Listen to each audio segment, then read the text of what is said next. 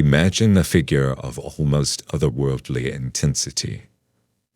Isaac Newton, with piercing gray eyes and a restless mind, pacing the gardens of Trinity College in the dead of night.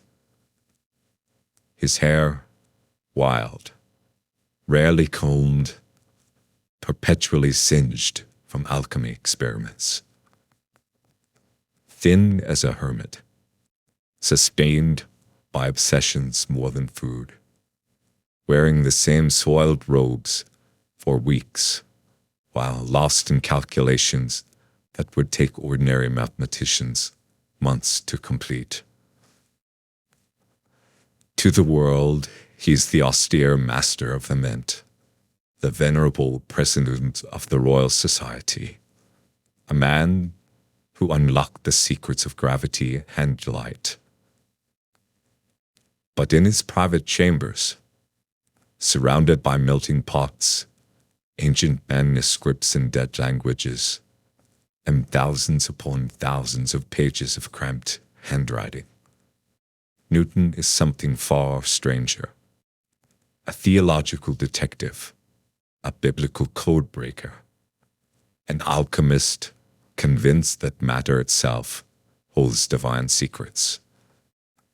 His hands were stained with mercury, and his mind was strained by restless obsession. His mind operated on a plane so elevated that ordinary conversation bored him into silence for days. He was simultaneously the most celebrated scientist of his age, and perhaps its most dangerous heretic, a man whose true thoughts could have sent him to the stake. This is the real Isaac Newton, not the statue in the park, but a tortured genius living in the shadow of his own genius. When we imagine Sir Isaac Newton, we generally picture that statue. The father of modern science, the man who decoded gravity and split light through a prism. But for nearly 300 years, the world did not know the real Newton. Newton lived a double life. While he publicly led the Royal Society and administered the mint with meticulous precision, privately, he was writing millions of words on theology, ancient history, and alchemy. These writings were so explosive, so fundamentally contrary to the Church of England's doctrines, that he kept them hidden away like contraband. Even after his death, his heirs were terrified to expose them, fearing that they would shatter his reputation and invite ecclesiastical condemnation. They sealed these manuscripts in a chest, where they lay like a time bomb, waiting centuries for the world to mature enough to understand them.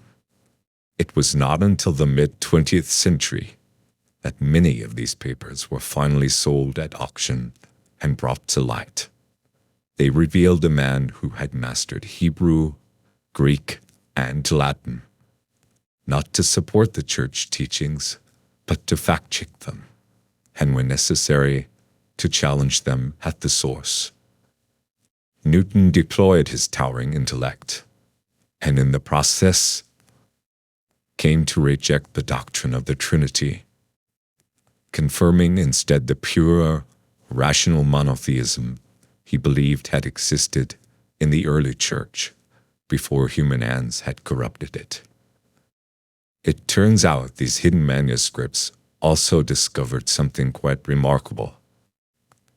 Newton's solitary quest for truth in the 17th century had uncanny parallels with the public revelation of the Bahá'í faith, revealed 2 centuries later in the 19th century. It is as if history itself were echoing across time. Newton was obsessed with the Book of Daniel, and he treated history like a cosmic equation, believing that God had embedded a divine timeline within Scripture. It was a riddle set for those with eyes to see and minds to decode it. He focused intently on the prophecy of time of the end, marked by a period of time, times, and time and a half, which biblical scholars across traditions have interpreted as amounting to 1260 years. In the 19th century, while Newton's papers were still gathering dust in their locked trunk, this timeline electrified the Christian world. The Reverend William Miller, an American Baptist preacher, calculated that the 1260-year cycle, together with the related 2,300-year cycle, would culminate in 1844. He and thousands of his followers, eventually numbering in the tens of thousands, expected Jesus himself to descend through the physical clouds in apocalyptic glory. When 1844 passed without celestial fireworks, it was branded the Great Disappointment, leaving believers shattered and bewildered. But a mind like Newton's, attuned to mathematical symmetries underlying creation, might have perceived a synchronicity the Western world entirely missed. The Islamic calendar operates on a lunar system and begins with Muhammad's migration. The year 1844 in the Christian calendar corresponds precisely to the year 1260 AH in the Islamic calendar. He would have noted that synchronicity with 1260 being the exact date for the Christian calculation of the return of Christ. In Shia Islamic theology, particularly in one influential school, for centuries they had anticipated the reappearance of a promised one, the Qayyam or Mahdi, in the year 1260 AH.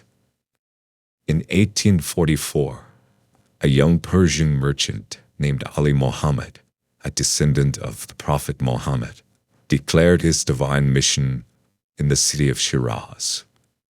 He assumed the title of the Bab, or the Gate in English, claiming to be the herald of an even greater figure, a universal messenger. While Western Christendom gazed upward into empty skies, awaiting a physical descent, the Spirit of truth was actually descending in the East. In a passage that seems almost prescient in its awareness of Western expectations, the Bab called out directly to the peoples of the West, employing the very imagery of clouds that they were watching for. Here is a selection from the writings of the Bab. Quote, "Issue forth from your cities, O people of the West, and aid God, ere the day when the Lord of mercy shall come down unto you in the shadow of the clouds, with angels circling round him. Verily, his decree hath been issued, and the command of God has given in the mother book, hath indeed been revealed. Become as true brethren in the one and indivisible religion of God, free from distinction. For verily, God desireth that your hearts should become mirrors unto your brethren in the faith." Unquote. Newton's calculations led him to mark the year 2060 as a pivotal date, the threshold when the corruption of institutional Christianity would be overcome and a new era of authentic faith would emerge. William Miller and subsequent biblical scholars pointed instead to 1844. These dates seem to contradict one another, yet they need not. Both dates can coexist within a larger pattern. We could see 1844 as the dawn, the moment of spiritual germination, when the seed was planted in human consciousness. The year 2060 may well mark the fruition, a pivotal threshold in the full establishment of a most great peace and the maturation of a unified global civilization. Baha'is teach that we inhabit a period of transition, a radiant century that is simultaneously chaotic and creative as the ancient worn-out systems fail and new structures emerge from their ruins. Newton was not predicting apocalyptic destruction in the year 2060. Rather, the triumph of truth and the establishment of justice. It is entirely coherent that the process began with spiritual renewal in 1844 and will achieve a state of institutional and social maturity around Newton's anticipated date. Throughout his life, Newton pursued the ancient theology, the original uncorrupted religion of God that existed before human priests layered it with rituals, dogmas, and institutional authority, such as the doctrine of the Trinity, which he considered a medieval invention. He wanted a faith that honored both revelation and the reason. Had Newton's secret papers been published during his lifetime, he would likely have faced a trial and execution as a heretic. But if we imagine he had lived to encounter the teachings of Bahá'u'lláh, he might have found the intellectual and spiritual vindication he spent his life seeking. Bahá'u'lláh taught that there was one eternal religion of God, renewed and re-expressed in successive ages to meet the evolving spiritual and social needs of humanity. True faith, in Bahá'u'llah's vision, is progressive, rational, and fundamentally unified. The following passage from Bahá'u'lláh articulates the same kind of rational, unified spirituality for which Newton's genius hungered. This is from Gleanings from the Writings of Bahá'u'lláh. Quote, O contending peoples and kindreds of the earth, set your faces towards unity, and let the radiance of its light shine upon you. There can be no doubt whatever that the peoples of the world, of whatever race or religion, derive their inspiration from one heavenly source and are the subjects of one God. The differences between the ordinances under which they abide should be attributed to the varying requirements and exigencies of the age in which they were revealed. Arise and, armed with the power of faith, shatter to pieces the gods of your vain imaginings. Unquote. In conclusion, Isaac Newton spent his prodigious life attempting to bridge an abyss that his era insisted was unbridgeable, the chasm between the mathematical laws of physics and the spiritual laws of God. For nearly 3 centuries, his true thoughts lay concealed in a chest, waiting in darkness for a world ready to hear that reason and faith are not enemies, but partners in humanity's quest for truth. There is indeed a poetic symmetry in history.